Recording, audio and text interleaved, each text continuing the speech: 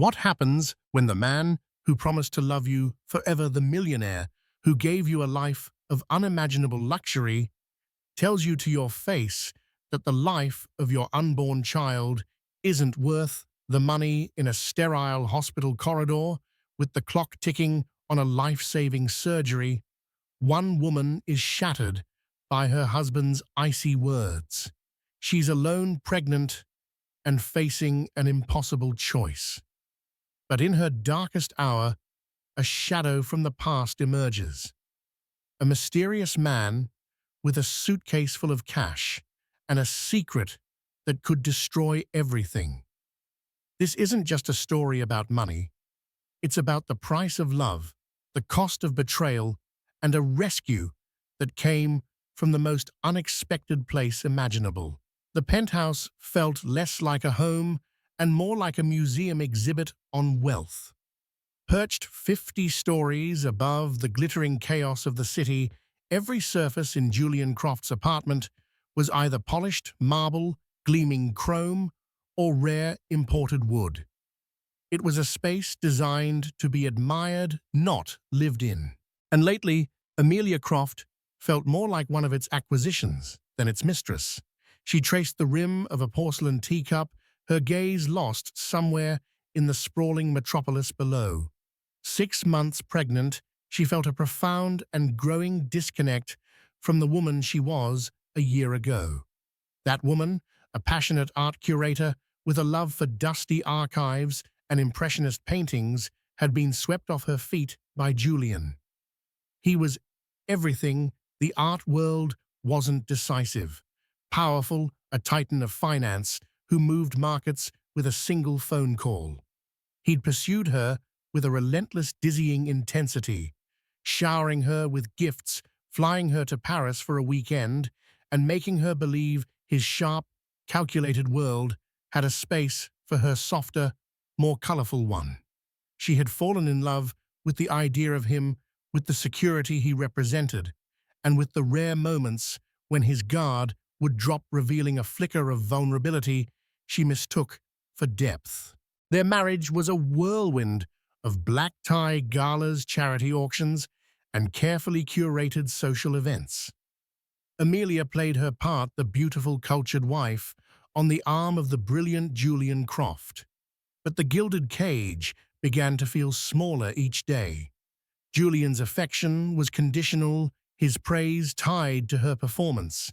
He corrected her conversational topics, vetted her guest lists, and slowly, methodically isolated her from her old, less suitable friends. The pregnancy was her secret joy, a private rebellion. This child, their child, would be a person, not a performance. This tiny, fluttering life inside her was a promise of real, unconditional love. She imagined reading classic children's books to him in a nursery filled with whimsical art, a stark contrast to the cold, modern aesthetic of the rest of the penthouse. Julian, however, saw the pregnancy differently. For him, it was about legacy, an heir, the continuation of the Croft name. He had already hired consultants to map out the child's entire life, from the most exclusive preschools to Ivy League universities. He spoke of the baby as the asset, or the successor. The first sign of trouble came during a routine 20-week ultrasound. The sonographer's cheerful demeanor slowly faded, replaced by a focused, tight-lipped silence. She called in a specialist, a kind-faced woman named Dr. Anya Sharma, whose gentle eyes couldn't hide the gravity of the situation. "Mrs. Croft," Dr. Sharma began, her voice soft. "We've detected an anomaly. It's something called a congenital diaphragmatic hernia, or CDH. It's a rare condition where the diaphragm doesn't fully form, allowing abdominal organs to move into the chest cavity." Amelia's blood ran cold. She gripped the thin paper sheet covering her. "What does that mean?" "For the baby, it means the lungs don't have enough space to develop properly," Dr. Sharma explained patiently. "It's a very serious condition, but it's not without hope. there is a pioneering fetal surgery. It's complex and it's expensive, but it can significantly increase the baby's chances of survival. The world tilted. One moment she was dreaming of lullabies, the next she was trapped in a nightmare of medical jargon and terrifying possibilities. Julian was in a board meeting when she called, his voice clipped and impatient. "Amelia, what is it? I'm in the middle of a hostile takeover." Through her tears, she explained the diagnosis. There was a pause on the other end of the line, a silence so cold and empty it felt like a void. "Send me the medical report," he said, finally, his tone devoid of any emotion. "I'll have my people look at it." Not our people, my people. The next few days were a blur of more tests, specialists, and consultations. The consensus was the same: the baby needed in utero surgery, and soon. The top facility recommended a place with the highest success rate for this specific delicate procedure was the renowned Bumrungrad International Hospital in Bangkok, Thailand. It was a beacon of modern medicine, a place where the world's wealthy went for cutting-edge treatments. The cost, the administration officer informed them coolly over a video call, would be staggering. The initial estimate, including the specialized surgical team, neonatal intensive care, and extended hospital stay for Amelia, was hovering around $250,000 with the potential for more. $250,000. To Amelia, it was an astronomical sum. To Julian, it was the equivalent of a rounding error on his quarterly earnings report. It was less than he'd spent on a vintage Patek Philippe watch at an auction last month. The night before they were supposed to make the final decision and wire the deposit, Amelia found Julian in his study. He wasn't looking at the medical files she'd so carefully arranged. He was staring at a stock ticker, his face illuminated by the cold blue light of the screen. "Julian," she whispered, her hand resting protectively on her belly. "We need to approve the transfer.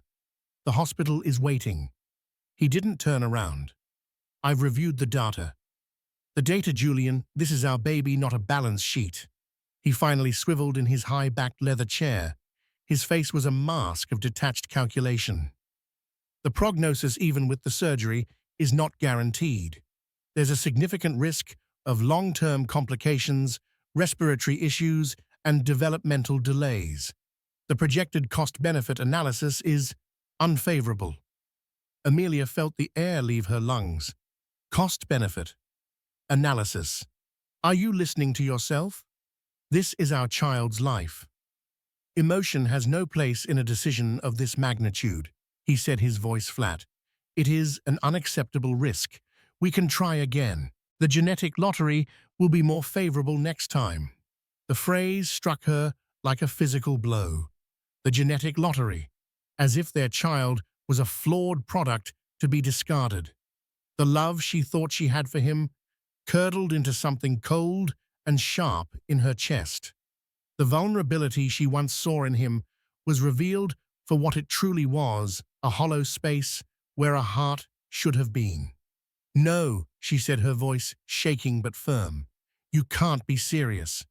"I am perfectly serious," he replied, standing up and adjusting his cufflinks, a gesture of finality. "I will not be funding this procedure. It is a poor investment. We are not doing it." He walked past her, the scent of his expensive cologne filling the air. She could no longer breathe. He didn't look at her, didn't touch her. He just left her standing there, a ghost in her own home, with the death sentence for her unborn child hanging in the air between them. The next morning, Amelia woke up alone. A note was on Julian's pillow, written on his personal stationery. "Amelia, I have flown to Zurich for urgent business. My decision is final. Do not attempt to contact me about this matter.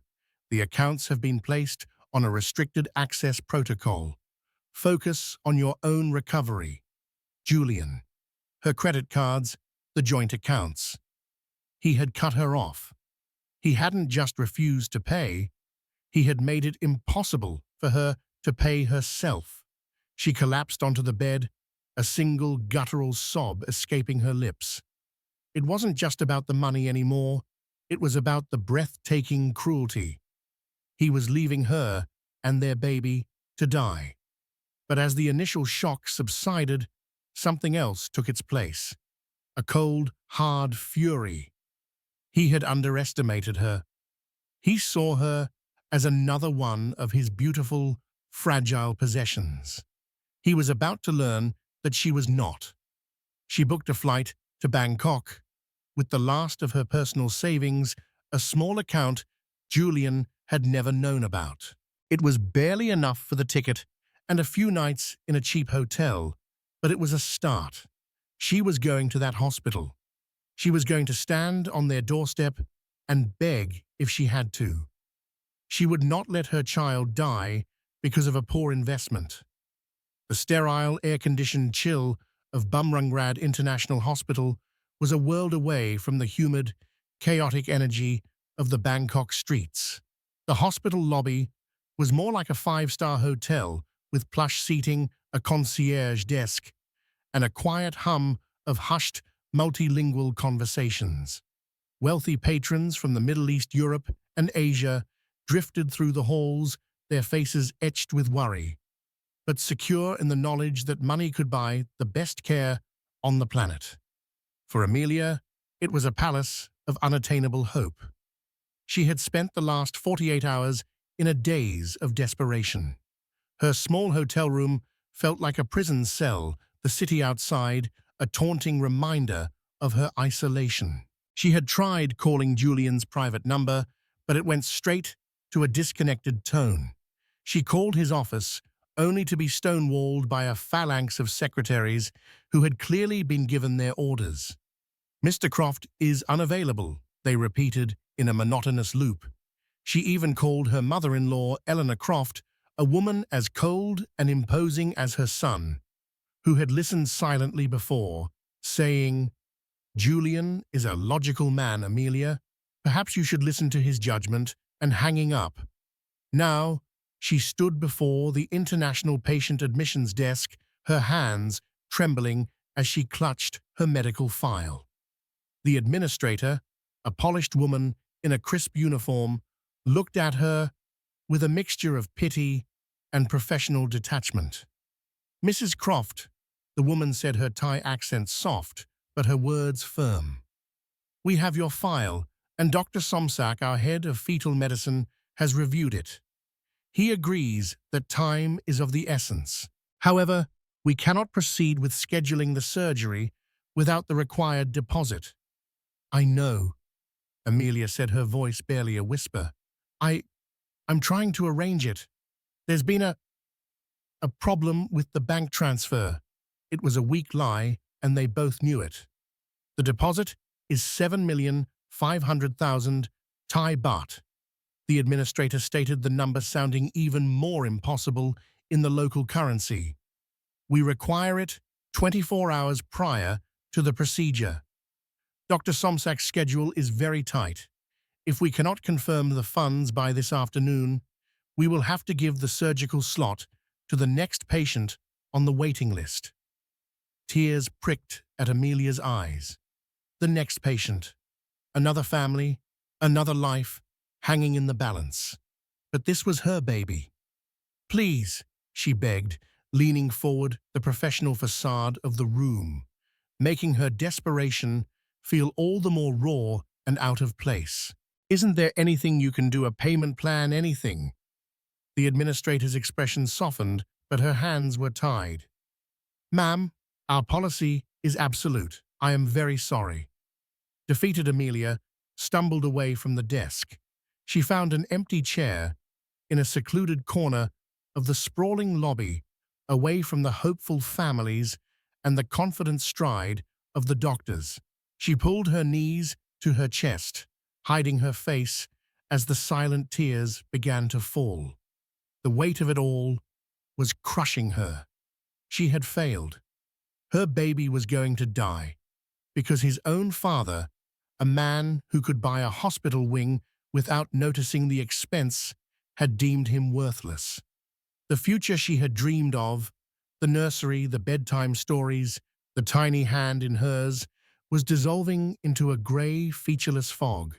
She sat there for what felt like an eternity, lost in her grief.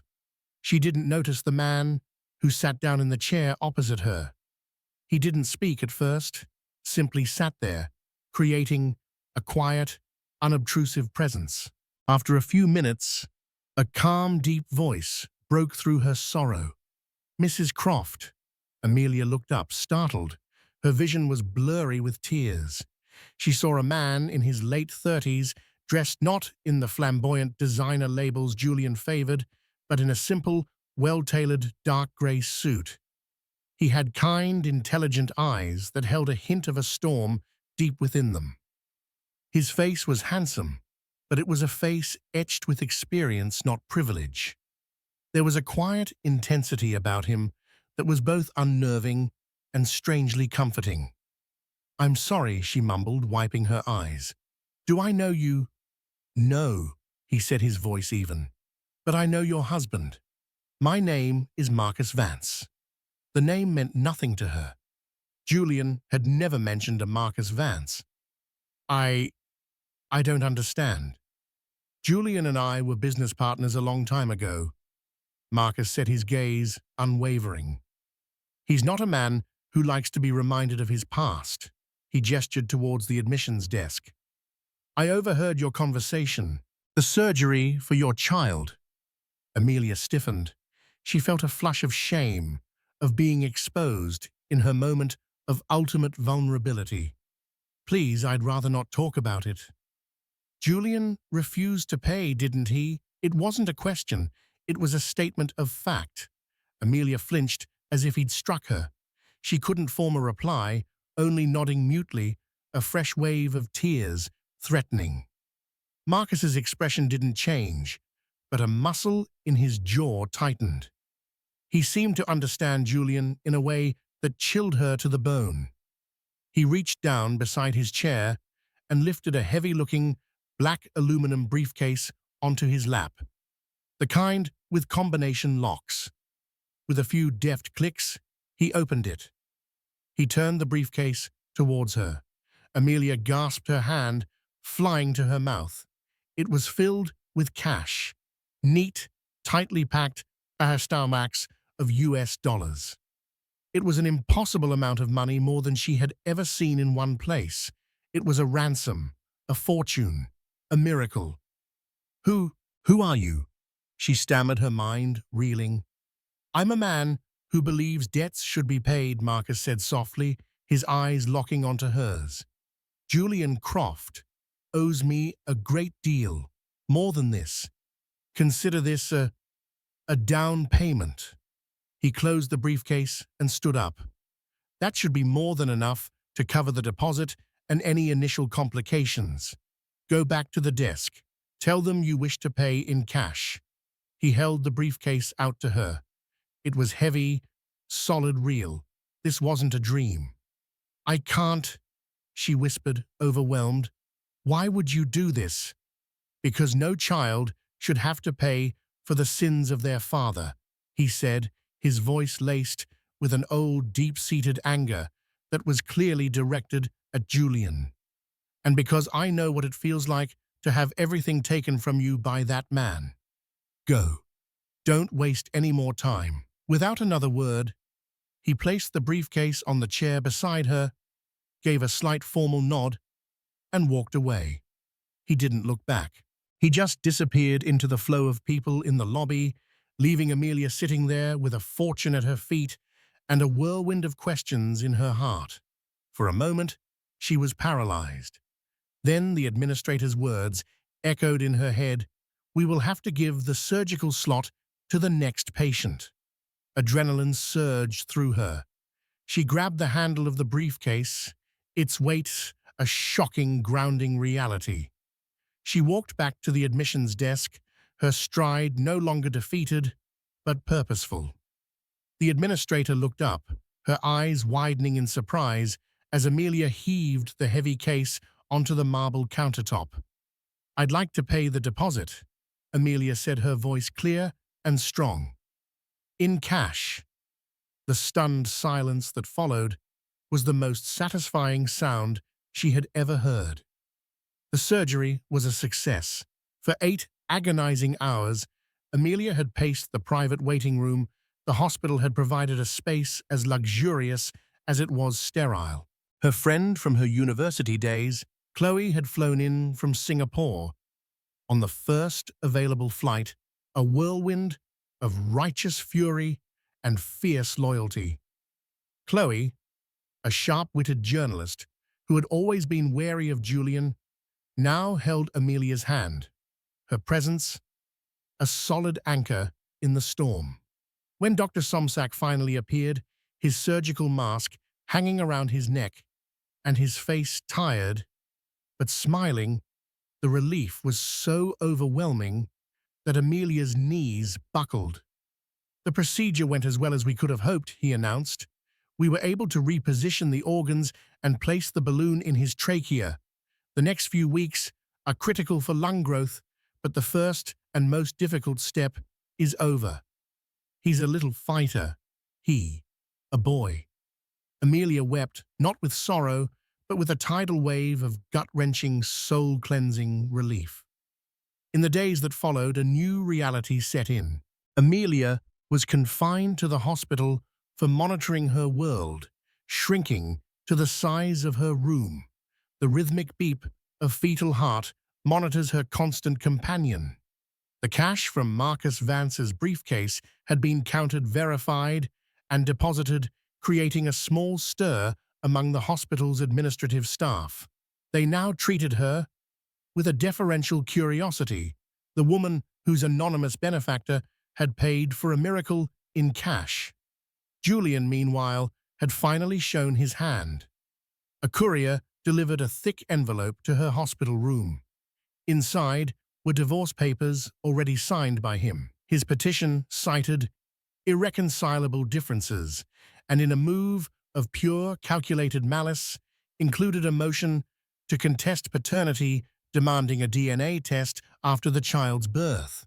He was trying to build a narrative that the child wasn't his, a preemptive strike to justify his abandonment. His cruelty knew no bounds. He had frozen every joint asset, leaving the remaining balance in the hospital fund as the only money she had in the world. Chloe, reading the legal documents with a thunderous expression, was livid. The nerve of that monster contesting paternity after he demanded a perfect heir for the Croft legacy. "He's not just divorcing you, Amelia, he's trying to erase you." But the legal papers, which would have shattered her a week ago, now felt distant. The real mystery wasn't Julian's cruelty, that was now a known quantity, but the identity of her savior. Who was Marcus Vance?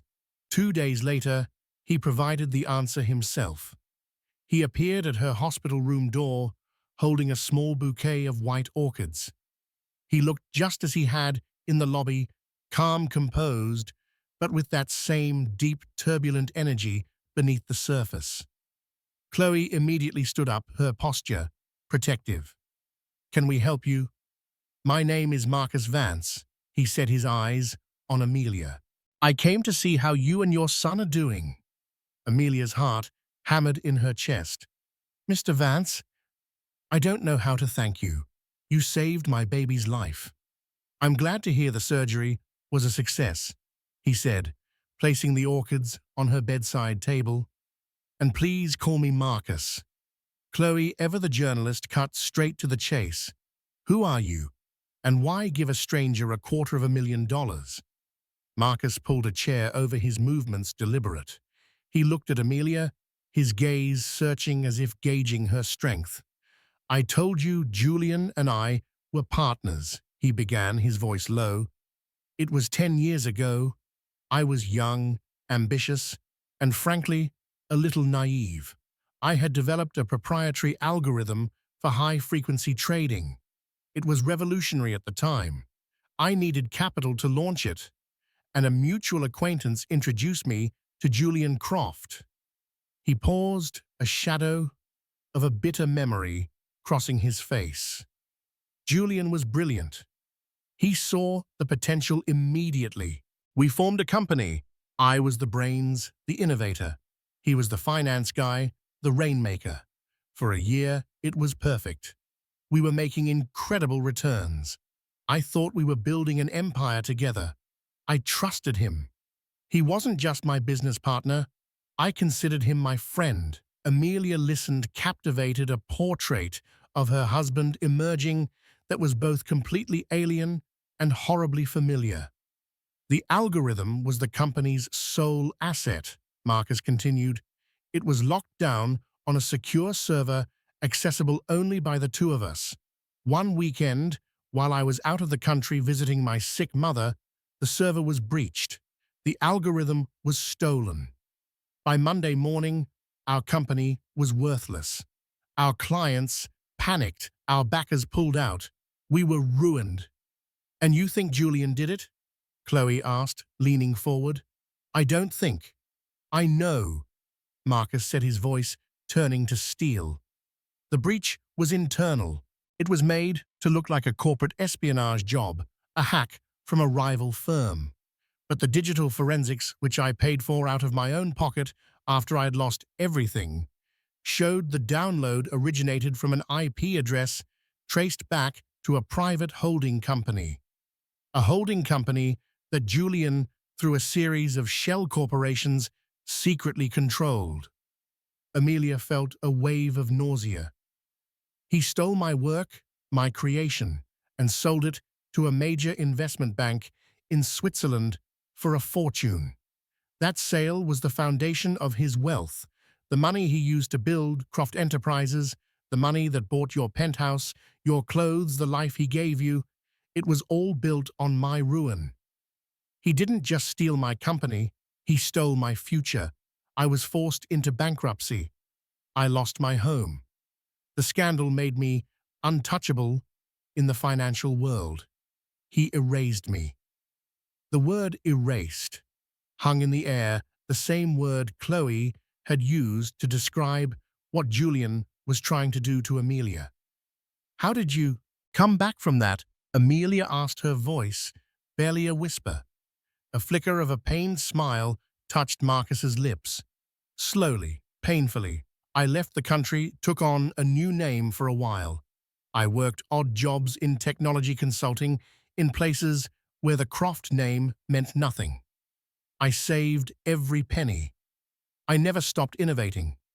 I built new things, smaller things under the radar. I slowly, painstakingly rebuilt my life. And I never ever took my eye off Julian Croft. You were watching him, Amelia realized aloud. For 10 years, Marcus confirmed. I watched him build his empire on my stolen dreams. I read about his triumphs in the financial papers. I saw his picture at galas with you on his arm. I knew everything about him. I was waiting for the right moment. Not for revenge, for justice. And this was it. Chloe asked, her skepticism softening into awe. Saving his wife and child. When I learned he was refusing to pay for his own child's surgery, it was a level of monstrousness that even I didn't think he was capable of. Marcus said, his eyes finding Amelia's. To him, a child with a potential flaw is a poor investment. A business partner who trusts him is a liability to be eliminated. It's the same mindset. He destroys anything that doesn't serve his purpose. I couldn't let him do it again. I couldn't let him destroy your son. He looked down at his hands. The money I gave you, it's a fraction of what he took from me.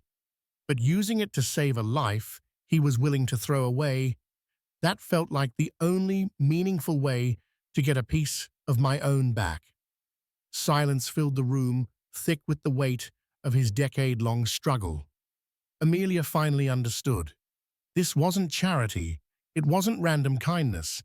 It was a calculated act of poetic justice, a ghost from Julian's past rising up to balance the scales. Suddenly, a key piece of the puzzle clicked into place for her.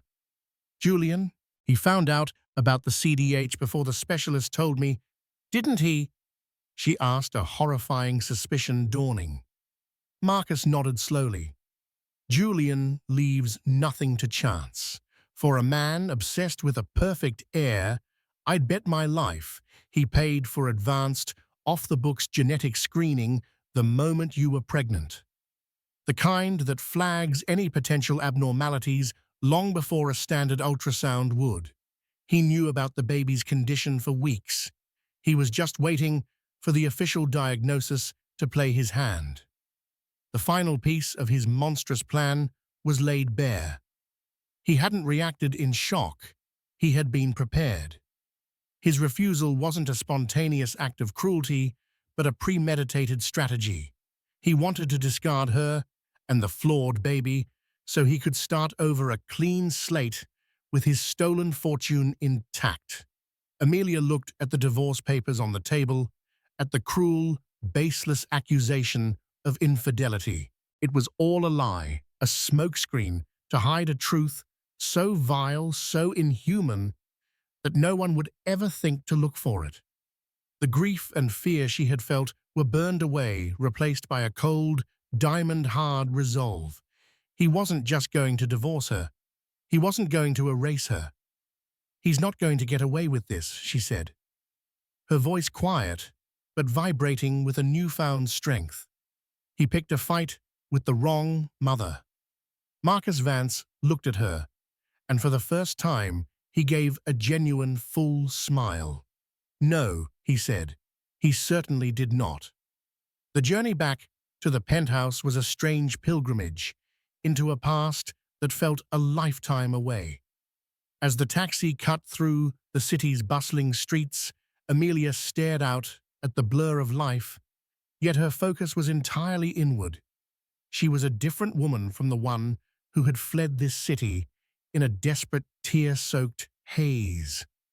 The grief that had hollowed her out had been replaced by something far more formidable, a cold, crystalline sense of purpose. This wasn't about revenge, a concept that felt too chaotic and emotional. This was about justice. It was for Leo, a son who would never know his father's cruelty, and it was for Marcus, a man whose life had been stolen in the dark. Her final preparations with Chloe and Marcus had been like a council of war. Chloe, the fierce journalist, had coached her on poise and delivery. Don't shout, Amelia, she had insisted. Let your words be the weapons. A quiet truth is louder than a frantic lie. Look them in the eye. Do not let them see you falter. Marcus had provided the ammunition, the specific, irrefutable facts that would act as bullets. He had laid out the timeline of his betrayal, providing the name of the obscure Swiss holding company and the precise dates of the illicit data transfer. He had even, through his own deep-dive research, found traces of Julian's inquiry into a high-risk, off-the-books prenatal screening clinic. Each detail was a stone she would use to bring the giant down. When she stepped into the colossal, marble-floored lobby of her former home, the air of opulence felt different. It no longer seemed aspirational. It seemed suffocating, a mausoleum built to honor greed. The doorman, a man she had once exchanged pleasantries with, daily, now averted his gaze. His discomfort, a palpable thing. He knew. In this world, scandal traveled faster than light. She gave him a slight confident nod and stepped into the private elevator. The silent, swift ascent felt like a countdown. She was rising to meet her demons. But this time, she was not the one who should be afraid. The apartment was just as she remembered, vast, silent, and impeccably clean. The afternoon sun, glinting off surfaces that were never touched by human hands. It was a showroom, for a life that had never truly been lived. She walked to the center of the immense living room, positioning herself with the sprawling city skyline as her backdrop, and she waited. Julian and his mother arrived with the punctuality of royalty. Amelia Croft was an architectural marvel of a woman dressed in a severe navy Chanel suit that seemed woven from disapproval.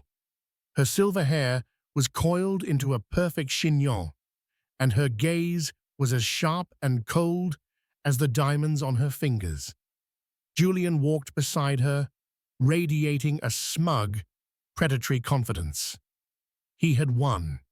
He had excised the flawed elements from his life and was now here with his matriarchal seal of approval to sweep up the final remains.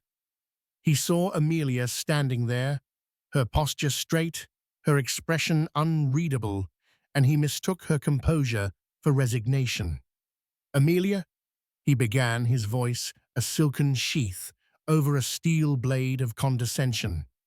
"I'm relieved to see you've decided to be reasonable. Mother and I were just discussing the most dignified way to conclude this unfortunate chapter. A clean break is best for everyone."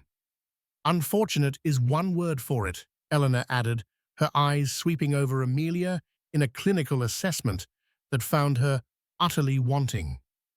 "Though frankly, Julian, this is what happens when one marries for novelty rather than for substance. However, we are prepared to be generous considering your circumstances." The sheer breathtaking arrogance of them was almost impressive. They saw her as a problem to be managed, a line item to be closed. "Save it, Julian," Amelia said. Her voice wasn't loud, but it cut through their self-congratulatory monologue with the clean, sharp sound of shattering glass. The sudden shift in power was immediate and visceral. Both Julian and Eleanor stopped, their condescending smiles freezing on their faces. "I will not have you take that tone," Eleanor snapped, recovering first. "You are in no position to be making demands, young lady. You are a guest in this house." "On the contrary, Eleanor," Amelia replied, her gaze unwavering, as she used the older woman's first name, a calculated breach of protocol. "This house was built on lies, which makes me feel perfectly at home today. And I am in the only position that matters, the position of truth." Julian let out a short, ugly laugh, though it didn't quite reach his eyes. The truth is that you're trying to leverage a child of questionable parentage into a lifelong payday. It's a pathetic and transparent ploy, and frankly, it's beneath even you." This was the opening she had waited for. The accusation that had been designed to silence and shame her would now be his undoing. "My son is fine," she said, her voice dropping slightly, drawing them in. "He's a beautiful, healthy boy. His surgery at Bumrungrad was a complete success." Julian's confident smirk faltered. A flicker of genuine shock of thwarted design crossed his face before he could mask it. "What? How is that possible? I made it clear." "You made your cruelty clear, yes," Amelia interrupted. "But a good Samaritan stepped in where a father failed. But he isn't who we're here to talk about. We're here to talk about a man named Marcus Vance." The name landed in the silent room with the force of a physical blow. The change in Julian was instantaneous and total. The blood drained from his face, leaving behind a sickly, pallid sheen. The hand that was adjusting his tie began to tremble, and his eyes darted around the room as if searching for an escape route. He looked at that moment like what he was, a common thief, dressed in $1,000 suit. I don't know any Marcus Vance," he stammered, the lie thin and brittle. Eleanor looked from Amelia's stony face to her son's sudden panic, a frown of confusion creasing her brow. "Don't you?" Amelia took a deliberate step forward, pressing her advantage. "He was your business partner, Julian, your friend. the brilliant mind behind the trading algorithm you built your entire empire on. Or should I say the algorithm you stole? This is insane, Julian blustered, finding a sliver of his bravado. He turned to his mother, his voice rising in pitch. She's unstable, mother grieving and desperate. She's concocting fantasies, hiring con artists to extort us. It's a shakedown. Is it? Amelia's voice remained icily calm. Then perhaps you can explain Ethelred Holdings AG. It's a shell corporation registered in Zug, Switzerland. Does that name ring a bell? It was incorporated on October 14th, 10 years ago. What a remarkable coincidence, given that Marcus Vance's secure servers were wiped clean 2 days prior on the 12th. He has the digital forensic reports, Julian. The ones showing the data transfer wasn't an external hack, but an internal download routed through a proxy chain that leads directly to you. She recited the facts with cold precision, each detail another nail in his coffin. Julian stood frozen, his mouth opening and closing silently, no lies left to tell. He was exposed, and the mask of the financial titan had fallen away to reveal the frightened charlatan beneath. Julian, Eleanor, demanded, her voice sharp as flint, her patrician confidence beginning to crack. What is this woman talking about? She's lying. The documents are fake. He yelled, his desperation making him sloppy. Amelia never took her eyes off him. Then let's test that theory. I'm sure the SEC and the Swiss Financial Market Supervisory Authority would be very interested in examining Marcus's evidence. Shall we make the call? The threat hung in the air, heavy and absolute. The name of those regulatory bodies was enough to make Julian flinch, as if he'd been struck. Eleanor watched her son, her intelligent eyes missing nothing. The sweat on his temple, the tremor in his hands, the utter absence of righteous indignation. She was a woman who valued strength and control above all else, and in that moment, her son displayed neither. She was seeing the truth, and it was beginning to horrify her. Amelia let the silence stretch, allowing the poison of the first revelation to do its work before she administered the second, far more lethal dose. But you know, she said, her voice softening into something more dangerous, more personal, stealing a man's future, a man's company, that's just business to you, isn't it? An acceptable loss for an acceptable gain. Let's talk about something else you tried to steal. Let's talk about our son. She paused, ensuring she had both of their complete horrified attention. You didn't just refuse the surgery after the doctors told me the diagnosis, did you, Julian? You knew for weeks. You knew almost from the beginning.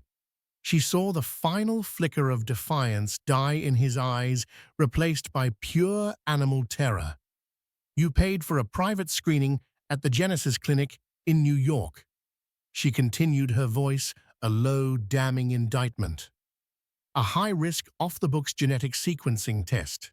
You got the report in your encrypted personal email on a Tuesday, 3 full weeks before that 20-week ultrasound. You read it, you saw the word hernia, and you deleted it thinking it was buried forever. But digital ghosts are hard to exorcise, aren't they? Amelia Croft made a small, strangled sound, her manicured hand flying to her pearls. He knew, Amelia said, turning her gaze to the older woman, making her a party to the verdict. He knew our baby had a serious but treatable condition, and he said nothing. He watched me plan a nursery. He listened to me talk about our future. All the while, he was formulating an exit strategy. He was preparing to discard us. He called our baby, his own flesh and blood, a poor investment. He said the genetic lottery would be more favorable next time. She spat his own monstrous words back at him. The opulence of the room seemed to curdle the beautiful objects, turning grotesque in the face of such ugly truth. Julian finally broke. It wasn't a noble collapse, but a pathetic crumbling. A wretched sob tore from his throat as his legs gave out, and he sank onto a pristine white sofa, burying his face in his hands. Eleanor stared at her son, her face a mask of revulsion. The carefully constructed image of her powerful, perfect heir had been utterly demolished, replaced by the portrait of a monster. She walked slowly towards the sofa, not with comfort, but with the cold stride of a judge approaching the condemned. "Julian," she whispered, her voice trembling with a rage and shame so profound it seemed to shake her entire body. "Look at me." He wouldn't. He couldn't. "You have poisoned our name," she seethed, her voice low and venomous. "The Croft legacy, a thing I have dedicated my life to upholding. You have dragged it through the filth of your own cowardice. You are not my son. The creature I see before me, I do not know." That was the final fatal blow. It wasn't the law, or Amelia, or Marcus that defeated him. It was the judgment in his mother's eyes. Amelia watched the scene for a moment longer, a grim sense of closure washing over her. She had come for the truth, and the truth had proven to be a devastating weapon. She turned to walk away, her purpose here fulfilled. At the edge of the room, she paused and looked back, not at the sobbing wreck on the sofa, but at the rigid, heartbroken woman standing over him. "I will be sending my lawyer's contact information this evening," Amelia stated, her voice now crisp and professional. She was speaking their language now, the language of terms and consequences. "I expect a divorce settlement that reflects the true origins of your family's fortune. I will have sole, uncontested custody of my son Leo. If you or Julian challenge me on a single point, Marcus Vance's entire meticulously documented story, complete with bank records and forensic data, goes to every major financial news outlet on the planet. Your son's business will not survive it. Your family's name will become a synonym for theft and cruelty." She didn't wait for a reply. She turned her back on the wreckage and walked out of the penthouse. The heavy door clicked shut behind her, sealing them in their gilded tomb. The elevator's soft ding upon its arrival sounded like a bell of liberation. As the doors slid open on the ground floor, she stepped out of the chilled artificial air of the building and into the warm, real air of the city. The sun was bright, and for the first time in a very long time, so was her future. 6 months later, the world was a different color. The passage of time had washed away the muted, sterile grays of the penthouse and the hospital, replacing them with the warm, vibrant hues of a life being truly lived. Amelia's new home was not a declaration of wealth, but a sanctuary of peace. Tucked away on a quiet, tree-lined street, the three-room walk-up apartment was bathed in the golden light of the afternoon sun, which streamed through large, old-fashioned windows, illuminating dust motes dancing in the air like tiny, happy sprites. Where the penthouse had been characterized by a cavernous, intimidating silence, this apartment hummed with the gentle symphony of life. The air smelled of baby powder. The lingering scent of oil paints from the canvases Amelia had begun working on again, and the faint, sweet aroma of the lemon cake cooling on the kitchen counter. Instead of the distant, impersonal hum of city traffic 50 stories below the open windows, brought the sounds of children playing in the park across the street and the cheerful chirping of sparrows. At the center of it all, in a soft playpen, bathed in a rectangle of sunlight, was Leo. He was magnificent. At 6 months old, he was a chubby, gurgling bundle of joy, his cheeks round and rosy. The faint, silvery scars on his tiny torso were the only remaining evidence of his tumultuous entry into the world. His lungs, once the source of so much terror, were now strong, powering a robust cry when he was hungry, and more often a laugh that was the most precious sound Amelia had ever heard. He was the living, breathing embodiment of her victory, a testament to a mother's refusal to surrender. Amelia sat on a comfortable, slightly worn armchair, watching him. In these quiet moments, she would sometimes let her mind drift back to the woman she had been. The woman who had believed Julian's focused intensity was a sign of passion, not pathology. The woman who had mistaken luxury for love. She didn't feel bitterness towards that version of herself anymore, only a gentle maternal pity. That Amelia had been an acquisition, a beautiful bird in a gilded cage valued for her plumage and her ability to sing on command. She had almost forgotten the strength of her own wings. Looking at Leo, who had just managed to grab his foot and was examining it with profound fascination, she felt a love so vast and unconditional it was a physical presence in the room. It was nothing like the fragile, transactional affection Julian had offered. This love was a fortress. It was an anchor. It was real. The divorce had been finalized with a cold, silent efficiency that spoke volumes of Julian's fear. Faced with the irrefutable evidence Marcus held and the crushing weight of his mother's condemnation, Julian had capitulated on every single demand. The settlement was substantial, a figure that would ensure she and Leo would never have to worry about money again. But to Amelia, it wasn't a lottery win. It was restitution. It was the price of a stolen algorithm.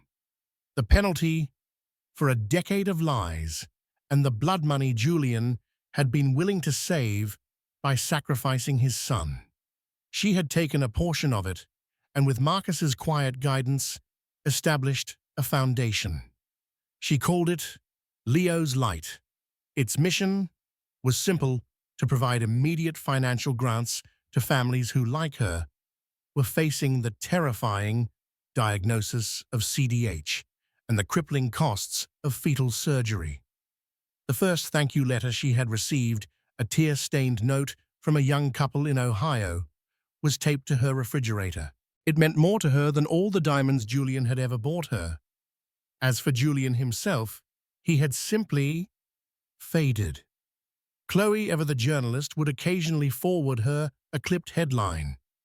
Croft Enterprises stock plummets amidst leadership re-evaluation. Billionaire Julian Croft sells Hampton's estate. He had become a ghost in his own life, an outcast rattling around an empty penthouse, a king whose subjects had all abandoned him. Amelia felt nothing when she read them. He was a chapter she had finished reading. The sound of a key in the lock brought her back to the present. The door opened, and Marcus Vance walked in, carrying a bag of groceries in one arm and smiling when he saw her. His presence in her life was as steady and comforting as the afternoon sun. There was no grand sweeping romance, no Hollywood drama. Their bond was quieter, deeper, forged not in courtship, but in crisis. It was a friendship built on a foundation of mutual respect and a shared understanding of what it meant to be wronged by the same man. "I brought the good coffee," he announced, placing the bag on the counter, "and I think Leo has officially grown another chin since Tuesday." Leo, hearing Marcus's voice, let out an excited squeal and flapped his arms. Marcus's face softened as he walked over to the playpen and crouched down, offering his finger for Leo to grip with surprising strength. "Hey there, little fighter," Marcus murmured, "giving your mum a run for her money." Watching them, Amelia felt a profound sense of rightness. This was what family looked like. Not the performative perfection of the Crofts, but this easy, authentic warmth. This was a man who had faced his own destruction and chosen to rebuild himself not with bitterness, but with a steely sense of justice that had in turn saved her. Later, after Leo was asleep in his crib, his soft breaths filling the quiet apartment, Amelia and Marcus took 2 mugs of tea out onto the small balcony.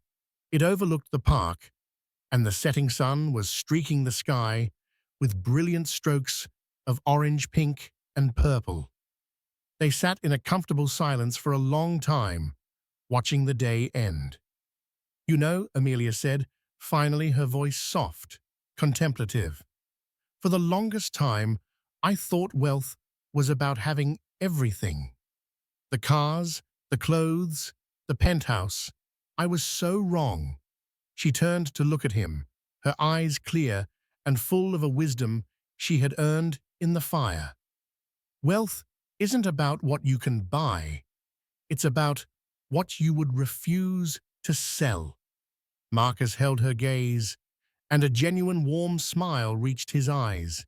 He had heard her say it before, but the truth of it seemed to deepen with each repetition. It was the core lesson of their shared history.